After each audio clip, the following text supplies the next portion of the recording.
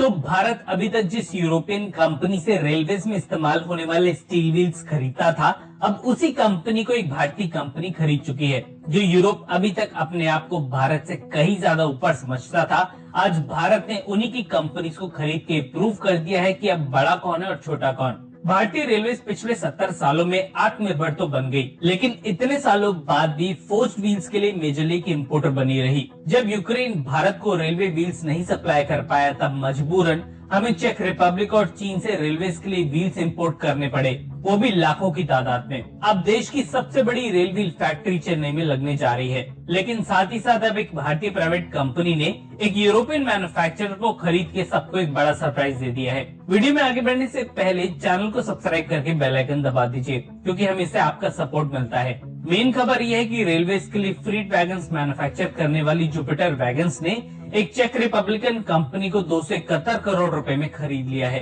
और जिस कंपनी को खरीदा गया है, ये कंपनी 1965 से यूरोपियन रेलवे के लिए फोर्ज्ड व्हील्स का प्रोडक्शन कर रही है। इस कंपनी का नाम है बॉन्ट्रांस और इसकी भारतीय इकाई को जुपिटर वैगन्स ने खरीदा है। 1965 के बाद इस यूरोपियन कंपनी ने 2013 में भारत में कदम रखा था और महाराष्ट्र के औरंगाबाद में सालाना 20,000 फोर्ज्ड व्हील्स का प्रोडक्शन फिलहाल ये कंपनी कर रही है।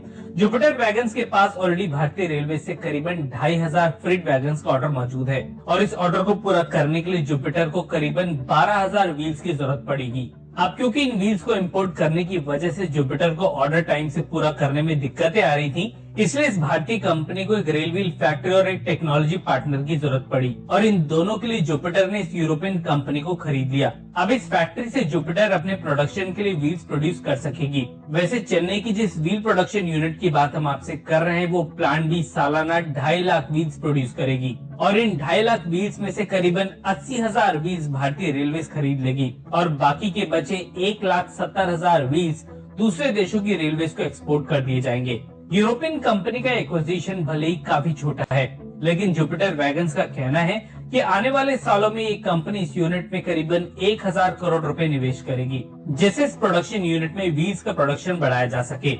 अभी तक मेनली यूक्रेन को ऐसे व्हील्स के मेनली सप्लायर की तरह ही देखा जाता था, लेकिन भारत अब यूक्रेन की जगह लेने का पूरा मूड बना चुका है। पाकिस्तान जैसे देशों को मिला के पूरी दुनिया में ऐसे करीबन 40 देश हैं जो रोलिंग स्टॉक्स खुद से असेंबल या मैन्युफैक्चर कर सकते हैं, लेकिन इनमें से भी 11 ही ऐसे देश हैं जो 90% इंडिजनाइजेशन के साथ सभी तरह के लोकोमोटिव्स, फ्रीट वैगन्स, मेट्रो और पैसेंजर कोचेस प्रोड्यूस कर सकते हैं। भारत भी इन 11 देशों की लिस्ट में आता है।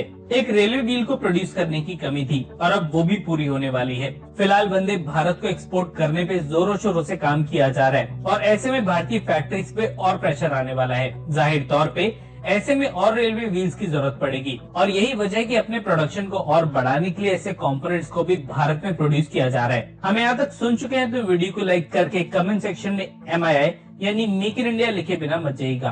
धन्यवाद।